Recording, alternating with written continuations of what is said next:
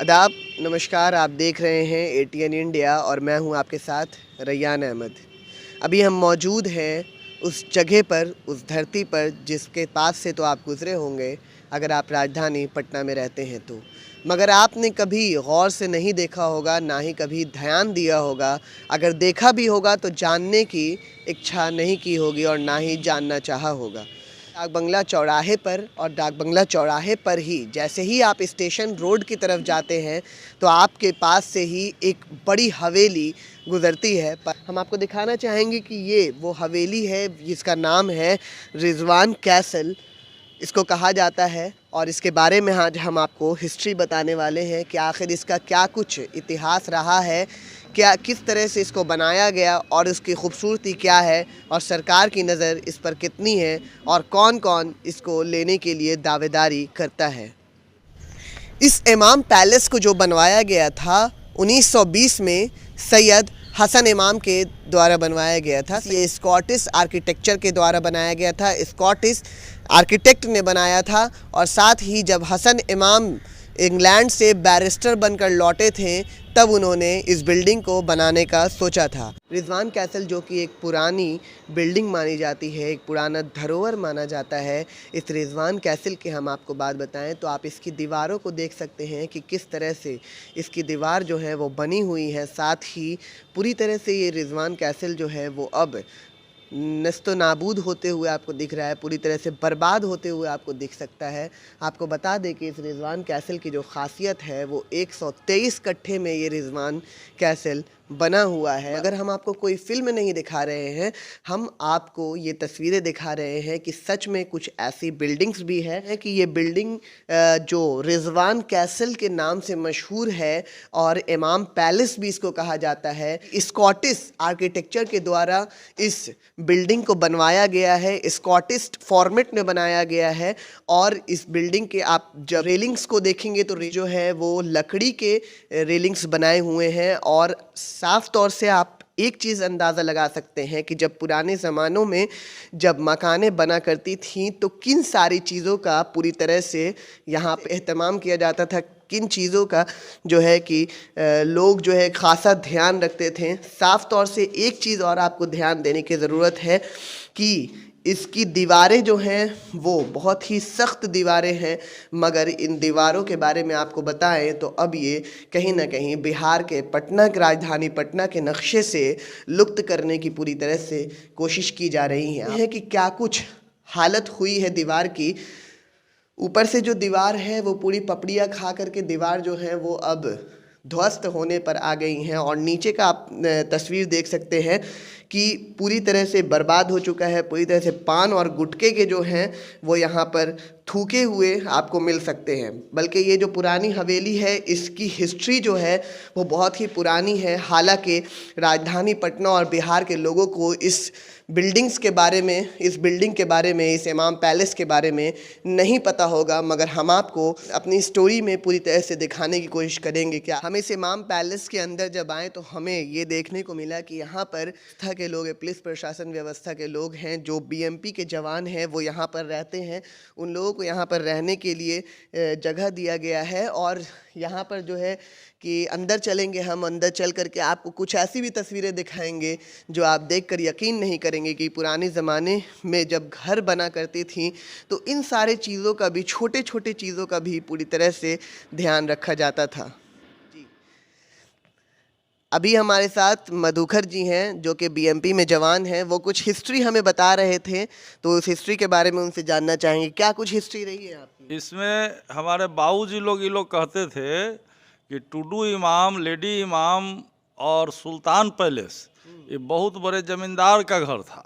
बाद में यह पटना का जो है सो ये पटना का नाक कहा जाता था। ऐसा बिल्डिंग हम समझते हैं कि बिहार भर में लेडी इमाम साहब का बिल्डिंग जैसा था, टुडू इमाम साहब का है या ये सुल्तान पैलेस है, ऐसा बिल्डिंग पूरे बिहार भर में कहीं नहीं होगा।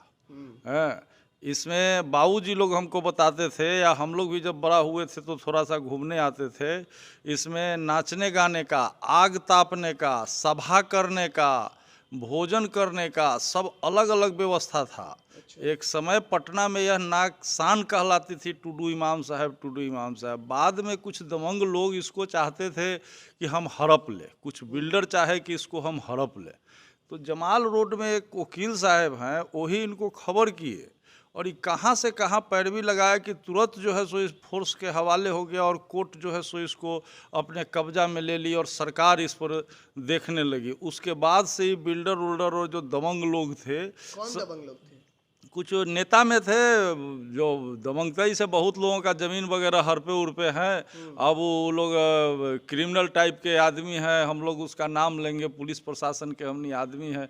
मकान पूरे बिहार भर में कहीं नहीं है। अब बिहार गवर्नमेंट को बहुत फ़ायदा भी होगा। बहुत फ़ायदा होगा, इसमें लोग घूमने आएंगे, इसका जो नक्काशी देखेंगे, इसका केमारी देखेंगे, इसका शीशा देखेंगे, उसको देख करके लोग विदेश तक ले जाएगा कि देखिए उस समय कैसे कैसे इंजीनियर थे जो ऐसे ऐसे बनाते थे। ऐसा नक्काशी जो इसी टुडू इमाम में किया गया है, अब का इंजीनियर और कारीगर नहीं कर सकता है, बिल्कुल नहीं कर सकता है। जो लकड़ी आज तक लगी हुई है, अभी तक इसमें घुन नहीं पकड़ा है, सड़ा नहीं है। भले यह मेंटेन के वजह से सर के गिर गया हो, कहीं से टूट गया हो, लेकिन अभी लकड़ी वैसे ही कट कट आवाज़ करता है, जैसे बुझाता है कि उससे तेल निकलता हो। कौन कौन सा लकड़ी है ये? अभी सब उस समय का होगा, सागवान, शीशम, अच्छा अच्छा विदेशी लकड़ी होगा, अब हम लोग थोड़े जानते हैं। कहा गया है कि टूटी हुई इमारत की दीवार को देख करके अंदाज़ा लगाया जा सकता है कि इसका दरवाज़ा कभी बुलंद रहा होगा। ये दिनकर साहब कहे थे, हैं, कवि दिनकर साहब कहे थे। तो इस सही में इसका दरवाज़ा कभी बुलंद रहा होगा, लेकिन सरकार इसको विकसित नहीं कर पा रही है। लोग इधर घेर लिया, उधर घेर लिया। जिस जगह जो है सो जमींदार का घर था, उसके घर के आगे जो है ठेला लगने लगा, रिक्शा लगने लगा, कार लगने लगा, लोग चाय के दुकान कर दिए हैं। इसकी स्मृति अब जो है सो समाप्त होते जा रही है।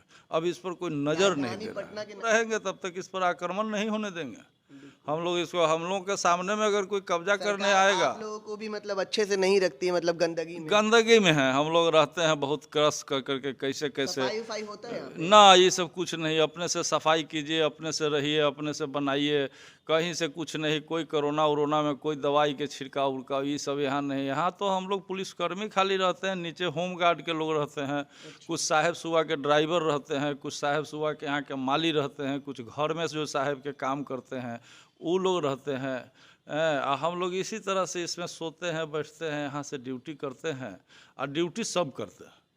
हाँ, ड्यूटी समूचा होगा या इसी जगह से होगा, ड्यूटी में कहीं फेल नहीं होगा। अभी इस पर नाज है बिहार का कि टुडू इमाम साहब, लेडी इमाम साहब का कोठी है अनीसाबाद में, वो है अब लुप्त हो गई।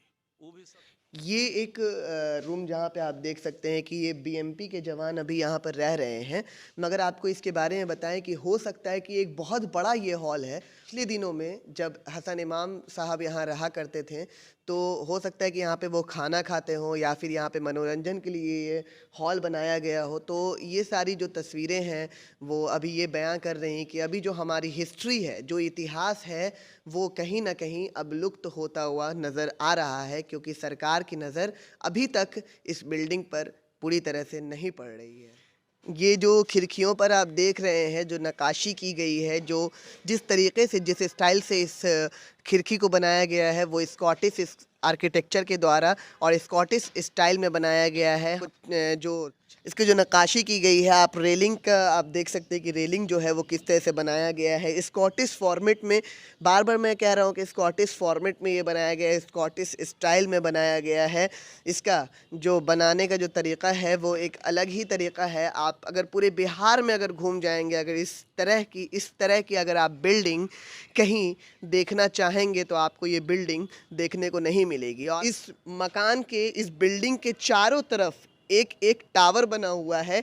इस टावर को हो सकता है कि पिछले ज़माने में निगरानी के लिए इस्तेमाल किया जाता हो। एक ये टावर है, हम अपने सहयोगी से अपील करें कि वो दूसरे टावर को भी दिखाएं कि वो दूसरा टावर भी वहाँ पर है। और इसी तरह से इस बिल्डिंग के चारों तरफ इसी तरह के आपको टावर देखने को मिलेंगे। भी हम इस टावर जो मैंने आपको दिखाया कि जो टावर है उस टावर पे से ही सीढ़ियाँ बनाई हुई हैं। सीढ़ियाँ हम आपको दिखाना चाहेंगे। वो पूरी तरह से गोल गोल सीढ़ियाँ बनाई हुई हैं और इस पे चढ़ने का जो आप अंदाज़ देख सकते हैं कि एक के ऊपर एक जो सीढ़ियाँ हैं वो काट काट करके बनाई हुई हैं। और अभी हम इस टावर के छत पे जा रहे हैं और इस टावर के छत पे आपको दिखाएंगे। छत की जो खासियत है वो एक अलग ही अंदाज में है, एक अलग ही कहानी बयान करती हुई आपको दिख जाएंगी। मगर सबसे बड़ी बात यह है कि जब भी आप पुराने बिल्डिंग्स में आते हैं तो आपको ये सारी चीज़ें जो हैं, जो लिखावट है और जो मतलब गंदा करने की जो लोगों की शुरू से परंपरा चली आ रही है, वो परंपरा ख़त्म होने से नहीं बाज आ रही है। और सबसे ज़्यादा अफसोस तब होता है जब इस तरह की बिल्डिंग्स पर लोग लिख देते हैं और लोग जो हैं वो ये नहीं समझ पाते हैं कि इसकी वैल्यू जो है वो क्या है। ये आप रोशनदान आप इसको बोल सकते हैं, जो सनलाइट्स होती थी, सनलाइट्स घरों में पहुंच सकें, सनलाइट्स आंगन तक पहुंच सकें, तो इन सारे चीज़ों का ख्याल रखा जाता था। आप इसकी जो शीशे हैं, शीशों को देख कर के आप पता कर सकते हैं कि कितनी मोटी शीशे होती थी, कितनी मोटी थी ये सारी जो इस पे जो शीशा बिछाया हुआ है। और सनलाइट जो है वो यहाँ से नीचे की तरफ जाता था और ये सारी चीज़ों का ख़ासा ध्यान रखा जाता था। आपने जिस तरह पढ़ा होगा किताबों में, हिस्ट्री की जब किताबें आप पढ़ते होंगे तो आपको एक पुराने ज़माने के बारे में बताया जाता होगा कि हड़प्पा सिविलाइजेशन के लोग जो होते थे वो पानी भी स्टोर करते थे, उन पानियों को इस्तेमाल किया जाता था। वही आप देख सकते हैं कि ये भी जो है ये एक पानी स्टोर करने के लिए बनाया हुआ है। यहाँ पे जब बारिश का पानी होता था उसको स्टोर किया जाता था, उसके बाद उस बारिश के पानी को इस्तेमाल किया जाता था। और सबसे बड़ी बात, सबसे अफसोसनाक और सबसे बड़ी बात आपको बताएं तो इस बिल्डिंग्स के हर एक पार्ट्स जो हैं अब गिरने को मजबूर हो गए हैं। हालांकि अभी भी इस बिल्डिंग में इतना दम है कि ये 100-200 साल तक अभी और चल सकता है। मगर एक अंदाज़ा आप लगा सकते हैं कि अगर इस बिल्डिंग्स की जो दीवारें हैं वो अब क्या बयां कर रही हैं कि इन बिल्डिंग्स की दीवारों की जो हालत है वो खस्ती हो चुकी है, दीवारों में दरारें आ चुकी हैं और पूरी तरह से ये बिल्डिंग जो है अब ध्वस्त होने पर मजबूर है। मगर अभी की आप बिल्डिंग अगर आप देखेंगे, अगर इतना दरार किसी बिल्डिंग्स में आ जाता है तो वो गिर जाती है। मगर अभी भी ये बिल्डिंग की हम बात करें तो 100-200 साल तक इन दीवारों को कोई गिरा नहीं सकता है। ऐसी इनकी नींव बनाई गई है, ऐसी इनको मजबूती दी गई है। हम सरकार से ये सवाल करना चाहेंगे कि सरकार आखिर क्यों नहीं सुन रही है इस बिल्डिंग की आवाज़, आखिर सरकार क्यों नहीं दे रही है इस बिल्डिंग पर अपना ध्यान, आखिर सरकार क्यों नहीं बनाना चाहती है इसको टूरिस्ट प्लेस। सबसे बड़ा सवाल है ये। और आप मेरे पीछे का देख सकते हैं कि ये भी एक टावर है जो कि बिल्डिंग के सबसे फ्रंट में ये टावर आपको दिख सकता है। और आपको इस टावर की खासियत बताएं तो ये टावर जो है वो अब जो है कि पूरी तरह से बर्बाद होने पे आ गया है। यहाँ पर जो दीवारें हैं, दीवारों पर जो ये प्लास्टर्स होते हैं वो प्लास्टर जो हैं वो उखड़ चुके हैं और यहाँ पर पेड़ पौधे जो है वो पूरी आ चुके हैं। और इस टावर का जो रास्ता है वो पूरी तरह से अब ब्लॉक हो गया है। इस टावर के जो एक एक पत्थर हैं वो झड़ झड़ कर अब गिरने लगे हैं और यहाँ पर जो रास्ता है आने जाने का वो पूरी तरह से अब बंद हो चुका है। और इस टावर के अंदर भी एक खिड़की है, ख़ासा इंतज़ाम रखा गया है कि जो हवाएं हैं, हवा इस बिल्डिंग के अंदर आ सके, इस टावर के अंदर आ सकें। तो रिजवान कैसल जो बनाया गया है वो सैयद हसन इमाम साहब का बनाया हुआ है, जो कि एक बैरिस्टर भी रहे हैं और उनका एक बड़ा ही इतिहास रहा है। आप मेरे पीछे तस्वीरों में देख सकते हैं कि ये सारा जो लुक है ये आपको नालंदा खंडर में भी आपको मिल जाएगा। बैक साइड में क्या कुछ हालत हो चुकी है इमाम पैलेस की। और आप सामने जब आप आएंगे तो ये काई लगा हुआ पानी और पानी में डूबा हुआ महल आपको सामने दिख जाएगा। तो ये सारी जो तस्वीरें हैं ये इमाम पैलेस की निकल के आ रही हैं। सफाई पर कुछ ध्यान नहीं दिया गया है। बीएमपी के जवानों का ये कहना है कि सरकार इस पर नज़र नहीं दे रही है। अगर सरकार इस पर नज़र डालेगी तो आने वाले कल में सबसे ज़्यादा जो बिहार टूरिज़्म को फ़ायदा होगा वो इस बिल्डिंग से होगा, क्योंकि बिहार में ऐसी कोई भी बिल्डिंग अभी मौजूद नहीं है। आखिर सरकार जो है उस पर दावेदारी कर रही है, शिया वक्फ बोर्ड आज दावेदारी करने को खड़ा हो गया है। शिया वक्फ बोर्ड का ये कहना है कि ये ज़मीन हसन इमाम की है तो उसको शिया वक्फ बोर्ड में दे दिया जाए। आप देख रहे हैं ATN इंडिया और मैं हूं आपके साथ रैयान अहमद। हमेशा आपको इसी तरह की स्टोरीज़ दिखाने की कोशिश करते रहेंगे। अगर आपको ये वीडियो पसंद आई है तो आप हमें कमेंट सेक्शन में कमेंट करके बताएं, और अगर आप ये वीडियो हमारे फेसबुक पेज पर देख रहे हैं तो हमारे फेसबुक पेज को लाइक कर लीजिए। अगर आप ये वीडियो हमारे यूट्यूब चैनल पे देख रहे हैं तो यूट्यूब चैनल को सब्सक्राइब कर लीजिए और बने रहिए चैनल के साथ। धन्यवाद, शुक्रिया।